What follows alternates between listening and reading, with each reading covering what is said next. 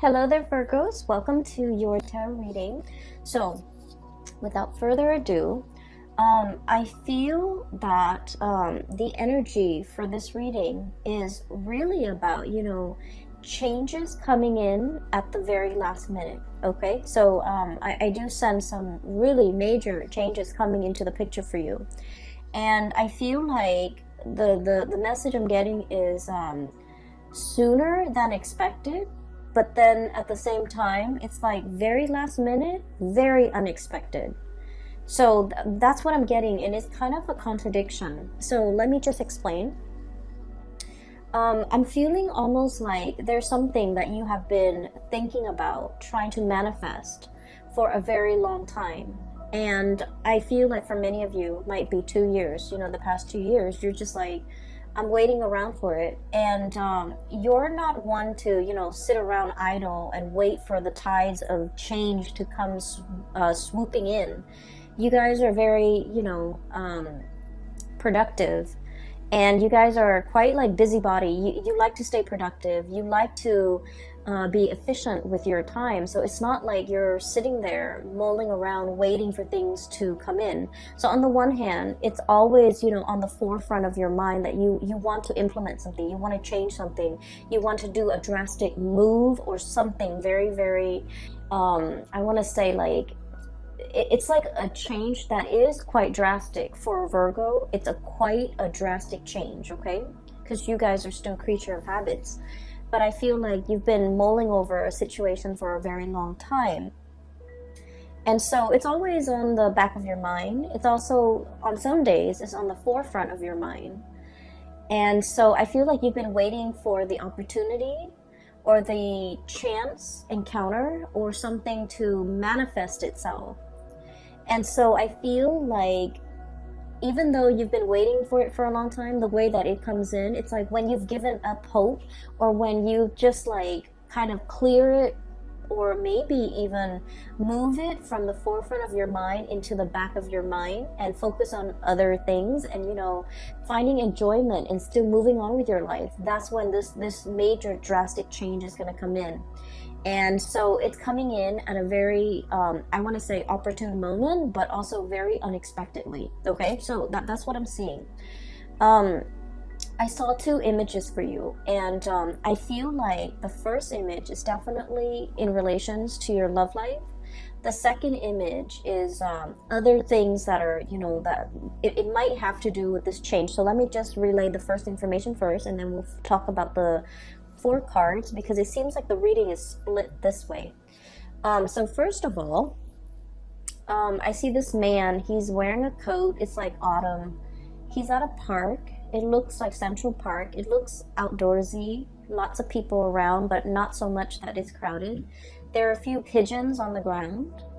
And he's wearing like a brown coat. He looks very handsome. Like he's, probably 35, 40 at the latest. And he has like a little Ziploc bag of like breadcrumbs. And so he's kind of casting it onto the ground, and the pigeons are like pecking at it. And so he's doing this. He's in a very calm state, but he's thinking about somebody, okay? It looks to me like, he's on his lunch break, taking a walk, feeding the pigeons, or maybe he finished a sandwich and there are breadcrumbs in that bag, so he's feeding the pigeons.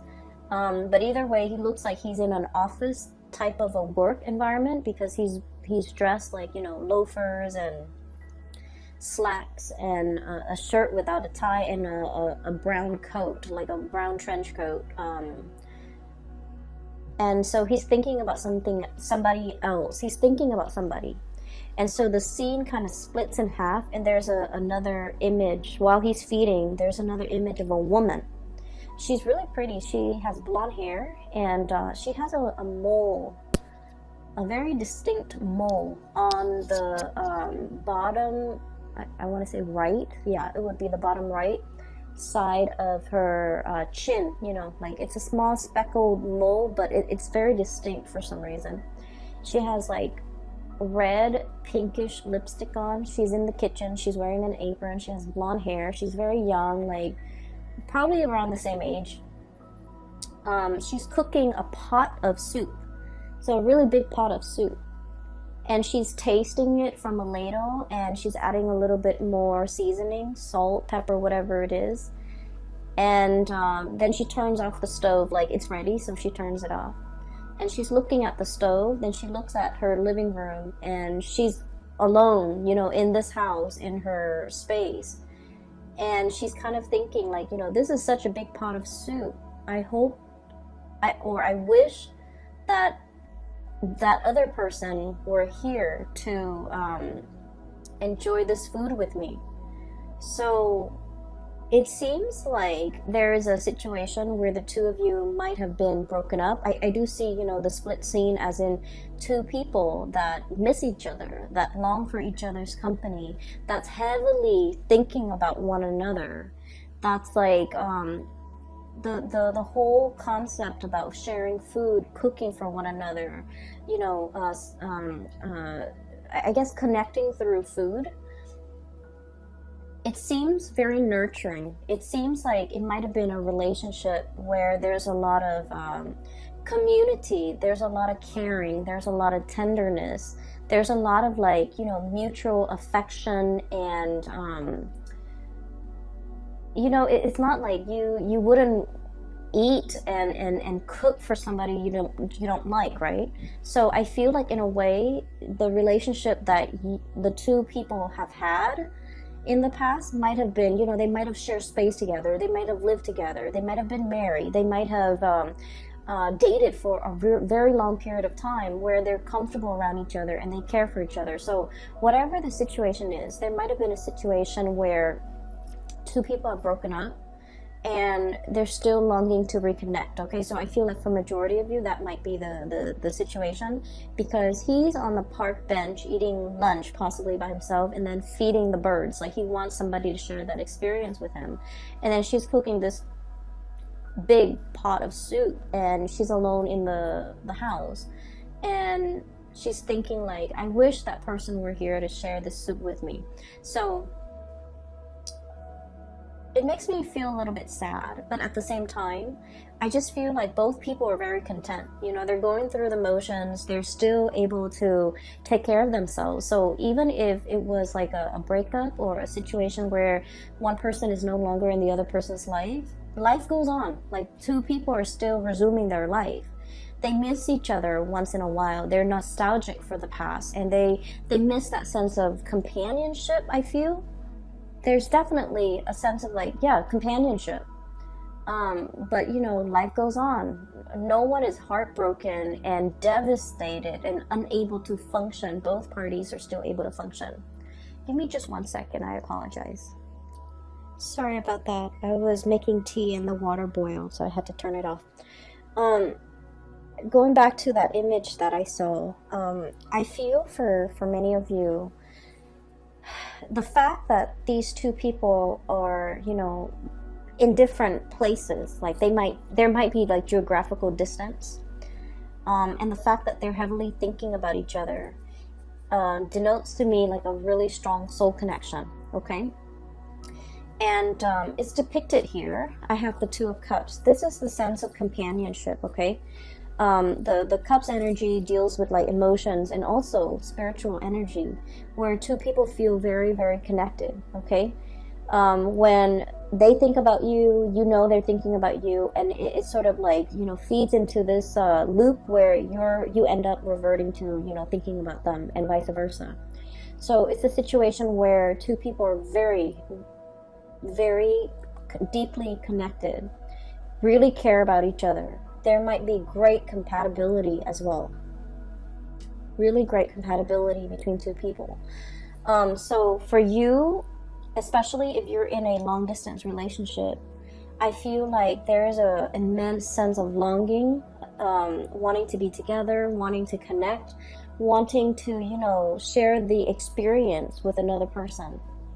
And then I also feel for others, there might have been a situation where it's like distance, like admiring somebody from a distance is what I'm seeing. I have here the Hermit, and the Hermit is a lonesome card. It doesn't mean loneliness. It seems to me like some type of remote viewing. some type of like distance associated with you and another person. And this combination, the Hermit and the Nine of Pentacles, admiring somebody from afar, admiring somebody's beauty, admiring the way that they look, and yet being so shy or so hesitant about letting them know how you feel about them. Okay, so if you're geographically distant from the person that is, you know, really occupying a lot of your thoughts, and you're thinking heavily about them, I feel like they are definitely also thinking about you. And then I also feel, you know, with Virgos are deeply shy by nature. And so I do sense that some of you might have somebody that you're really admiring from afar. You know, you're like wanting to touch them, wanting to talk to them, wanting to communicate, wanting to really tell them how you feel. But in a way, your feelings for this person scares you. You like to be in control of your emotions. You're also very rational.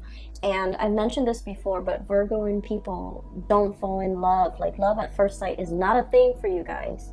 You can date somebody for a very long time, but if you haven't, you know, made up in your mind that you're in love with this person, you might never fall in love with the person. So I feel like, you know, you're very sensible and just like even keel and level-headed when it comes to relationships, when it comes to love, when it comes to emotional expression. And so I feel like you're feeling this wave of emotions overcoming you, and you kind of, you know, shrug it off or cast it aside, and you're like, that's not rational. I barely know this person. It's not rational, you know, to like be head over heels and fall in love with someone when I barely know them. So I feel like you have someone that you're really admiring. You really like this person. They're very independent. I'm getting a feeling of like somebody who might be, let me see, like somebody who's quite exotic, who you know,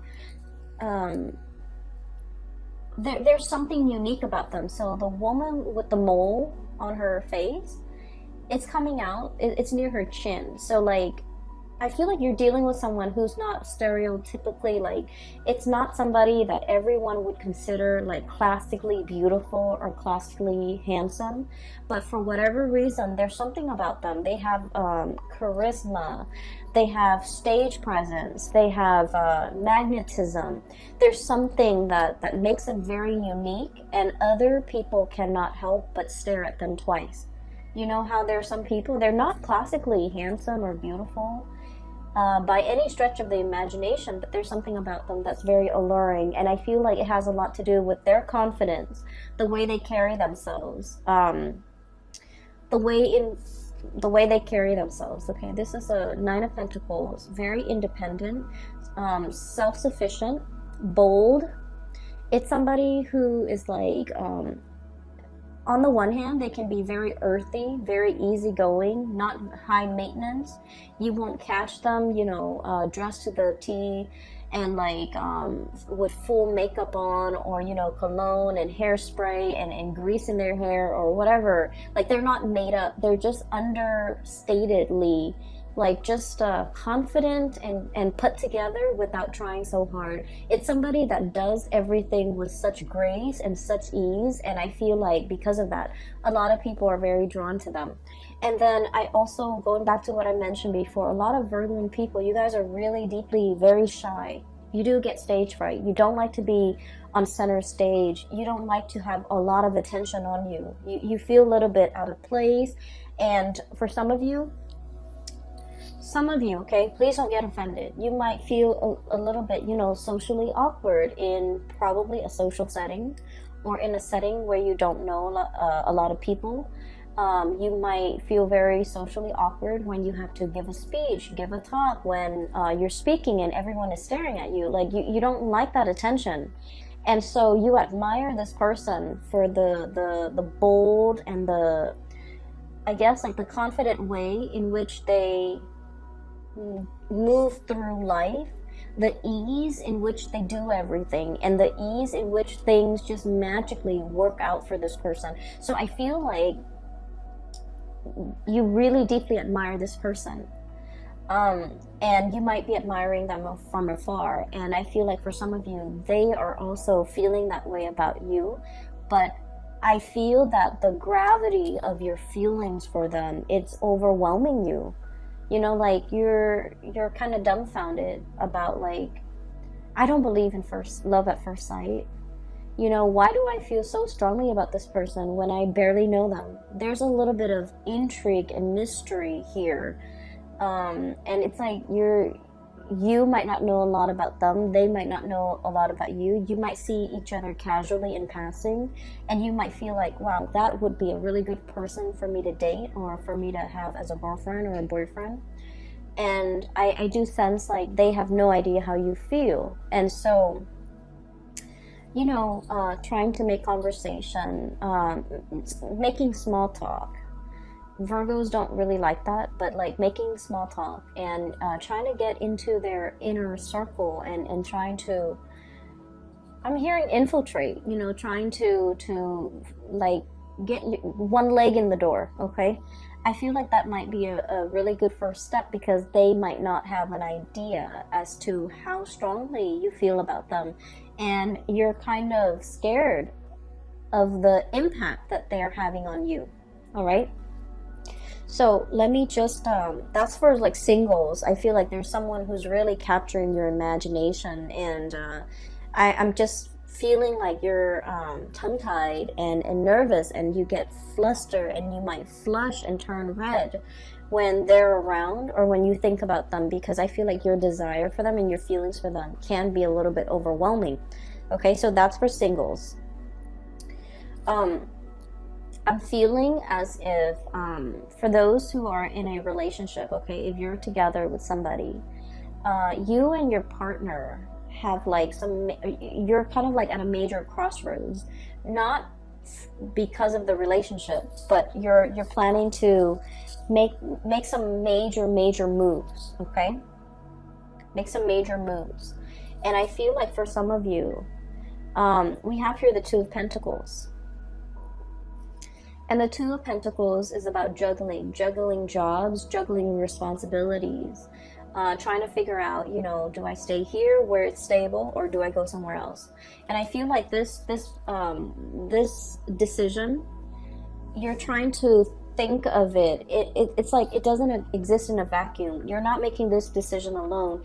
There's inputs from your partner. There's considerations from your partner that's like coming into the picture. And so like you're trying to make all the pieces fit, okay? And that's going to become a little bit more apparent when I talk about the next image that I see. Make all the picture of like the pieces fit together so that you can, you know, implement some type of a plan. So there's a lot of mulling over. There's a lot of communication. And then I also feel as well, there's a sense of like temptation, okay? You might be in one relationship and you're captivated by another person, okay? I'm seeing a lot of like earth and water. So like another earth sign, Virgo, Taurus, Capricorn, and water sign, Pisces, Cancer, Scorpio. So you might be in a relationship with one of those signs, and then you're like fascinated or interested in another person, okay? And so you're trying to, you know, figure out what course of action to take, what you should do. Do I stay in this relationship or do I jump into another relationship? So I feel like there's a lot of relationship energy, really occupying a lot of your mind space, okay? And you know, you're very good at compartmentalizing. You know, when you're at work, you put on your work hat, and then everything else that's not work related kind of falls away. And then when the work day is over, you take off that hat and then you go home, and that's when you think about all the other areas of your life. So you're very able to compartmentalize. But I do feel there's relationships, thoughts of relationship, decisions about relationships and things like that might be occupying the majority of your time for this month. So that's what I'm seeing here. The second image that I saw is I see this jigsaw puzzle. It's a scene of like a tsunami, like an ocean, you know, waves coming in. Not like a giant tidal wave, but it looks almost like those Japanese, you know, pictures of like tsunamis, like ocean waves. Okay, it's a jigsaw puzzle. It's incomplete. The edges are already filled in, but the pieces are missing from the inside. And so I see somebody's hand putting the pieces together. And the person finds this piece, and the color scheme is very, very similar to something that's part of the wave over here. The color scheme is really similar. So you know how when you do jigsaw puzzles, the strategy is do the edges and then, you know, group all the pieces together that have similar color schemes and then go from there, right? So that's the way I feel like a systematic Virgo's mind would work. Like pieces should fit together. And so the hand holds up, and I think it's a guy's hand, it's a man's hand, and he finds this piece and he's like, oh, it's going here. And then he tries to fit it in, rotates it doesn't fit. And he's all like, but it has to, the colors are so similar. And so he puts it down, and he was like, maybe there's something wrong with the laser that were used to cut the pieces. So he starts, you know, turns his hand into a fist and starts like pounding on it to make sure it fits. But sure enough, it doesn't fit. And so he puts it aside, and you see it in fast motion where he finds pieces and everything's filled in, and at the very end there's one piece missing. And then he goes, oh, that piece that I put aside, now it goes here. And then the scene just kind of cuts out. So what I'm seeing here, like I mentioned before, you know, there's a time and a place for everything. And everything works when it's supposed to, and everything falls into place when it's supposed to. If we, you know, try to change that logic and try to fit something where it doesn't belong, and we try to stomp it and pound it in, it's still going to resist. Okay, so I definitely feel like there was something that you thought was really right, like in your hearts of hearts, in your mind, no matter how much you mull it over, you're just like, it's perfect, it has to work, it has to work. And for some reason, it didn't work. For whatever reason that you couldn't even understand. I guess that reason was never shown to you, and even till now, you know, whenever that situation happened in your life, even now, you're still perplexed about it. And you're just like, well, it didn't work in the past, you know, and I don't know why it didn't work. What will happen now to make things work? So I feel almost like this, you know, it's like a infinity loop, you know, this things coming back full circle, where you're reminded of a time where you tried something and you were so 100% sure that, well, the colors are similar, the edges are similar, why didn't it fit? And now a similar situation is coming around, and you're just like, what if it doesn't fit this time? What if it flops on me? Right? And so I feel like there's something coming around full circle, okay? And whatever didn't work out before, it's going to work out now, because in the past, you forced it. You pounded it in. And I feel almost like you were so focused heavily on the details, on the, I want to say like you might have been focused on, I guess like it's sort of like wanting something so badly and making sure that it fit, even when the physical environment was not right. Does that make sense? And I mean, it got to the point where the man with the jigsaw puzzle, he was like using his fist to kind of like hammer it in, but it didn't fit. And so they're telling you, whatever that situation was, that made you feel like you doubted your intuition, you doubted your judgment because you were so sure. whatever it was, it's coming back around. And now you're in a much better space where you're not trying to make things fit, where you're not trying to force things, where you are operating from a place of wisdom and allowing. And that's when the situation is like, it's right, okay? So there's a time and a place for everything. We have to be able to see the big picture in order to understand how the parts all fit together. Does that make sense? And the reason I say that is you have some two cards here that are back to back. 5 of Swords. And then the 6 of Swords. I'm sorry.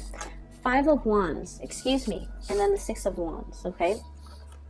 So, I'm sorry. This is the 5 of Swords. So, the 5 of Swords is a situation where we're kind of like arguing, bickering. And the sword energy denotes communication, thought processes, mental processes that might have been faulty, where no one is really getting a word in. Everyone is bickering. Everyone is trying to, be right, trying to prove that they're right. And with the 5 energies, 5 indicates some major turning point, some major change, okay? And then we have here the 6 of Wands, which is a victory. There's a situation here in the past, it was punctuated with a lot of conflict, with a lot of faulty reasoning, with a lot of just like, I believe this, even though I haven't really done the research, I still believe this. You might have been dealing with people like this in your environment where the energy that they kick up around them was like repellent for good things to come. Okay, there might have been an environment that you were in where, let's say this, okay, if you're like ever walking or running on a dirt path, right? If you're running or walking on a dirt path, with every footstep or with every step, it kicks up a little bit of dust, right? And so just imagine energetically when you're in this type of environment where people are constantly bickering, constantly shuffling around, moving around, trying to prove themselves right, trying to one up the other person. Like if it's like laden with a lot of chaos and a lot of activity and a lot of competition, it creates a major dust cloud, like a major sphere or major environment where there's a lot of, negativity, negative energies.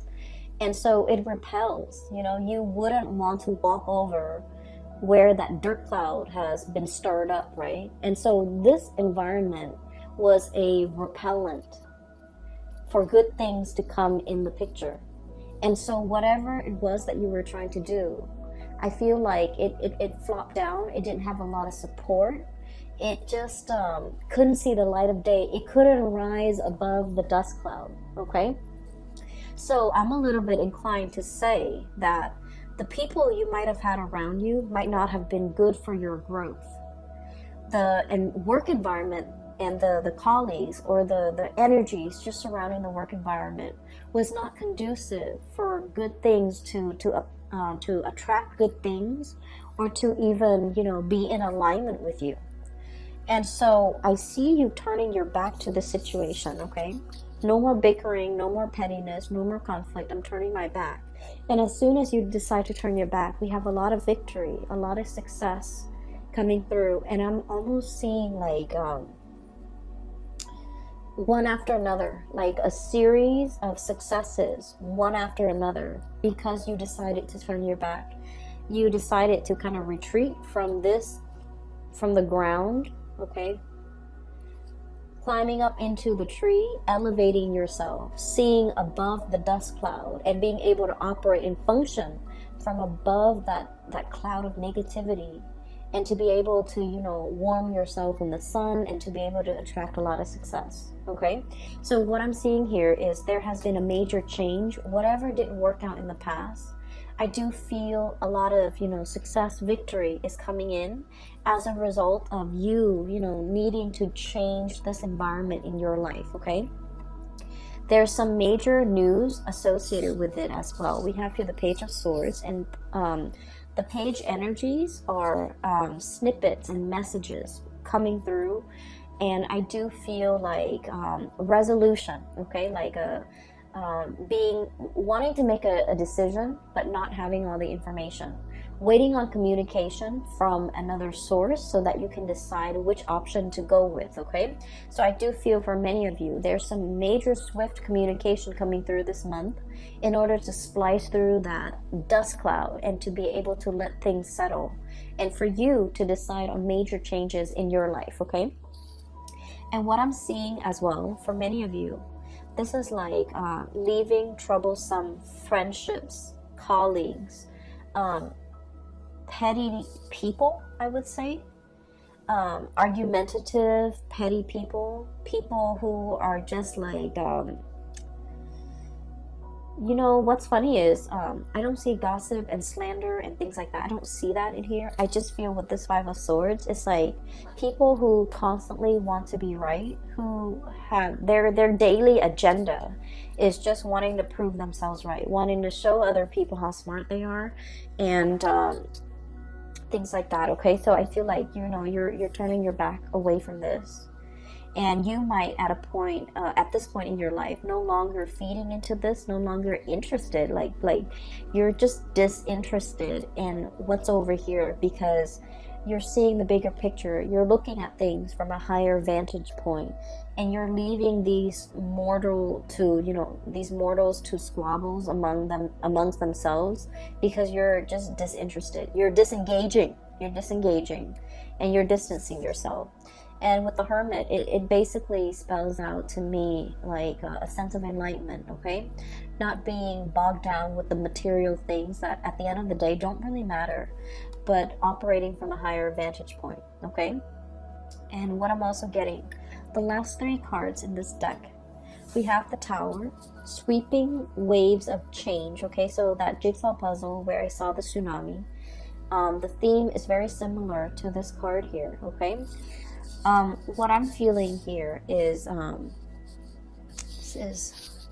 I pulled out this card earlier to clarify what the Tower represents. And this card to me is about manifestation, is about, it's almost like, you know, thinking whether or not we have the capabilities and the skills and the know-how and the ability to do something. I feel like whatever that situation was in the past that you failed at, or you felt like, I was so sure, why didn't it work out? It made you doubt yourself. I feel like it humbled you, but in a way, you know, it made you feel like you doubted yourself. It made you feel like you couldn't manifest. It made you doubt your capabilities. And so what's coming through in the process here is you have a lot of skills and a lot of talents. And I feel like this environment here did not give you an opportunity to shine. It did not honor your growth potential. It was not conducive for growth. It was not conducive for you to utilize your full talent, to display all your skills, all your assets, all the, it just like, it stifles your growth almost, okay? And so there is a huge sweeping change coming into the picture. So this is a mermaid here, Five of Cups, okay? Wondering about something that, like a missed opportunity, okay? Longing for something that's no longer in the picture. But I see this as like a scorched earth, okay? This is a mermaid. And the classical like depiction of a mermaid is it has the body of a fish and a head of a woman, right? This is the opposite. This is a situation where this animal has to adapt to its environment, you know? It's not happy. It still like has a head of a fish. It wants to be in the sea. And yet the body had no choice but to adapt, to grow legs so that it could walk on land, because this environment is very parched. There's no emotional fulfillment. There's no spiritual fulfillment. It's just very parched. And so it's waiting for the rains to come and wash it away and to carry it to sea. And that's what I feel is coming here with the Tower. Sweeping changes, this big tsunami coming in and carrying you back into the sea where you can, you know, resume your form as a mermaid. okay, like the traditional standard mermaid form, face of a woman, body of a fish. And she is now in an environment where there's water, where there's life, where there's emotional fulfillment. And so there's something major here that will be coming through in the month of December. And I do feel like it's going to bring you to an environment where you belong, because wherever you are right here is not meant for you. It's there's no growth potential. There's a lot of dryness, and I'm seeing like, you know, just like it's an environment that's very dry. So for many of you, you might be changing jobs. You might be moving from a really dry, arid environment like the desert to a place that's in the tropics, that's by the sea, that's a lot more, I want to say, like, it's just a lot more conducive for growth, okay? And we're not just talking about like a place that's green and lush and things like that. We're talking about emotional, spiritual growth. We're talking as well career growth. We're talking as well, you know, being in a new environment where you're able to develop to your full potential, where people appreciate all that you have to offer and they don't take you for granted, pretty much, okay? So that's what I'm seeing here. Once again, it's like the change is long coming, but it's gonna swoop in very, very quick. And that's a contradiction, but for whatever reason, I just feel like you've been waiting for it for quite some time, but it's going to come in very unexpectedly. You're kind of bookended by two major arcana cards here. We have the Hermit, taking time to yourself, being deep in contemplation, and really figuring out, you know, what's the next step in your life. And then once you have that figured out, once you've reached that space of wisdom, that's when the Tower will bring about these changes that you've been wanting for a very long time, all right? So I'm going to leave it at that. I do wish you all the best for the month of December. Once again, I apologize for the delay with this reading. I hope it finds you well still, and I hope it is relevant and applicable and might be helpful for you this month, okay? I will be back next month. I will talk to you later, Virgos. Take care of yourself.